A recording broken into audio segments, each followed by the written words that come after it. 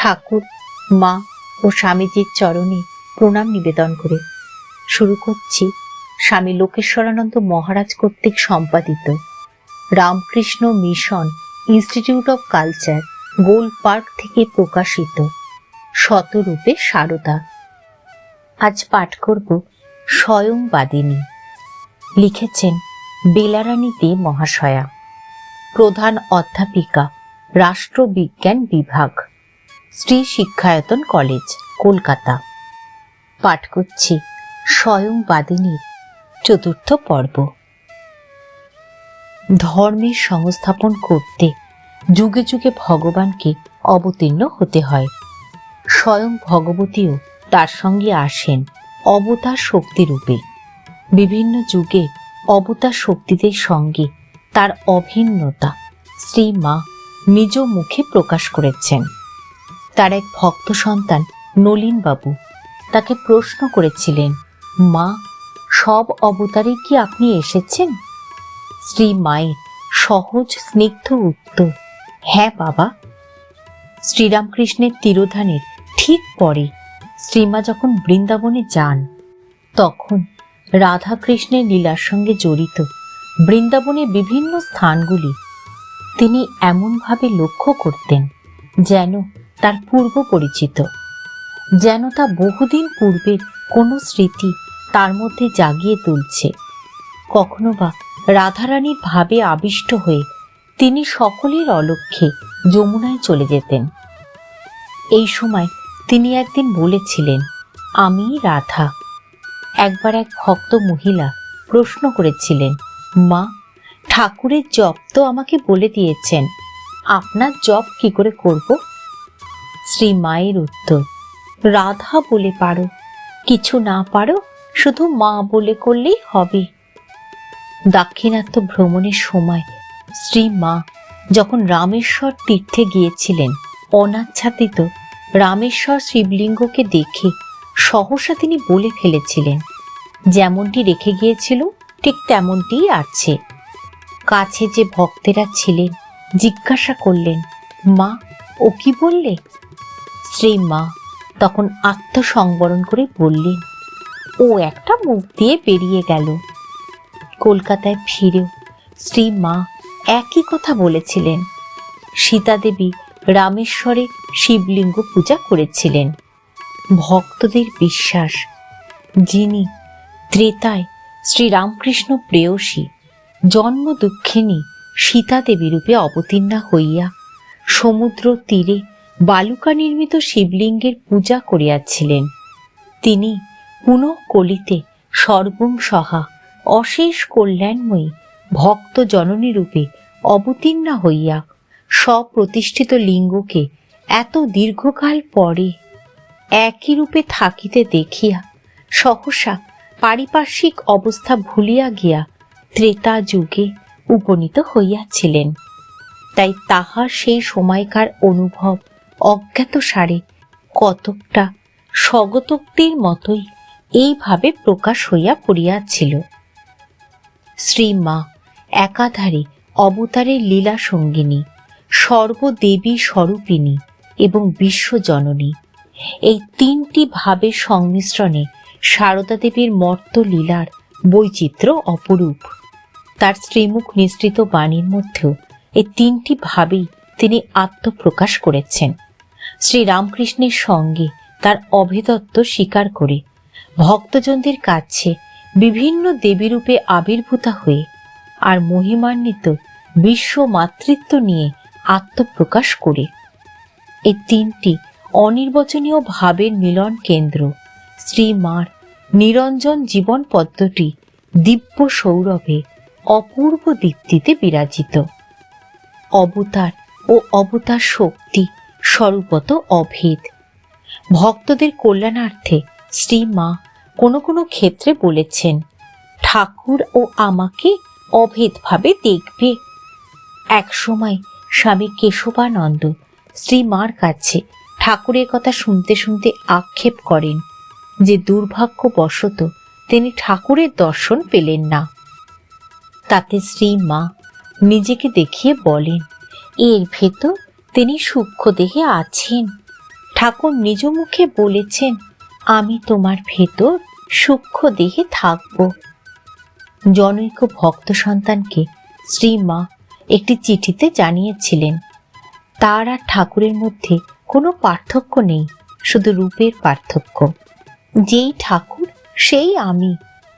একবার দেখা গেল শ্রীমা নিজের একটি ছবি মাথায় ঠেকিয়ে প্রণাম করলেন। উপস্থিত ভক্তটি হাসলে তিনি বুঝিয়ে বললেন, এর ভেতরও তো ঠাকুর আছেন। একদিন উদ্বোধনে এক তরুণ ব্রহ্মচারী ঠাকুরের পুজো শেষ করে শ্রীমাকে প্রণাম করলেন। তখন শ্রীমা মা কালীর ছবি, ঠাকুরের ছবি এবং নিজেকে দেখিয়ে বললেন, এরা এক। শ্রীমার কি মহিমময় স্বরূপ প্রকাশ, আর সেই ব্রহ্মচারীর কি অচিন্তনীয় সৌভাগ্য। এই প্রসঙ্গে ভক্তদের মনে আসে শ্রীমায়ের প্রতি ঠাকুরের কথা, সাক্ষাৎ আনন্দময়ী রূপ বলে তোমায় সর্বদা সত্য সত্য দেখতে পাই। সেই সঙ্গে মনে আসে ঠাকুরের মহা সমাধির পর বিলাপরতা শ্রীমার সেই বিচিত্র আক্ষেপ, মা কালী গো, তুমি কি দোষে আমায় ছেড়ে গেলে গো। এই পরম তত্ত্ব সাধারণ বুদ্ধির অতীত। শ্রীমায়ের স্বরূপ স্বীকারের একটি অনবদ্য উদাহরণ এখানে দেয়া যেতে পারে। শ্রীরামকৃষ্ণের লীলা সংবরণের পর শ্রীমা একবার পদব্রজে কামারপুকুর থেকে জয়রামবাটি আসছেন। সঙ্গে শিবু দাদা, অর্থাৎ শ্রীরামকৃষ্ণের ভাইপো, শ্রীমার ভিক্ষাপুত্র। জয়রামবাটির কাছে মাঠের মধ্যে এক জায়গায় এসে শ্রীমার মনে হলো পিছনে শিবু দাদার পায়ের শব্দ শুনতে পাচ্ছেন না। পিছন ফিরে দেখেন শিবু দাদা বেশ কিছুটা দূরে দাঁড়িয়ে পড়েছেন। মা বললেন, ও কি রে শিবু, এগিয়ে আয়। শিবু দাদা বললেন, একটি কথা বলতে পারো, তাহলে আসতে পারি। মা জিজ্ঞাসা করলেন, কি কথা? শিবু দাদা বললেন, তুমি কে বলতে পারো? মা উত্তর দিলেন, আমি কে? আমি তোর খুড়ি।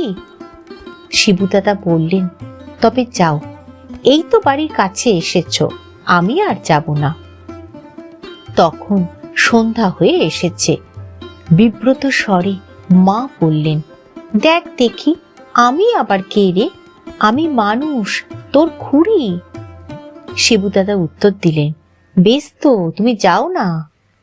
শিবু দাদাকে নিশ্চল দেখে শ্রীমা শেষে বললেন, লোকে বলে কালী। শিবু দাদা বললেন, কালী তো ঠিক।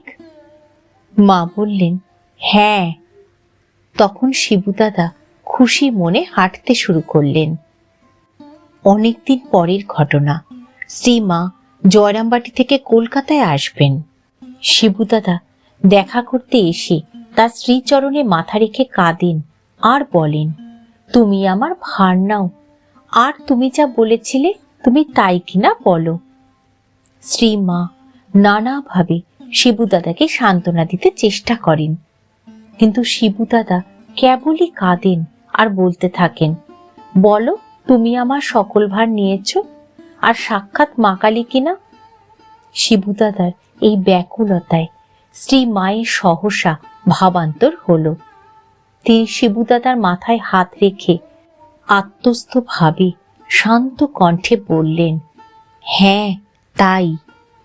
সেখানে উপস্থিত স্বামী ঈশানানন্দের তখন শ্রীমাকে দেখে স্থির প্রত্যয় হল, শ্রীমা মানবী নন, তিনি সাক্ষাৎ ভগবতী। শ্রীমা কালীরূপে ধরা দিয়েছিলেন তার ডাকাত বাবা মার কাছেও।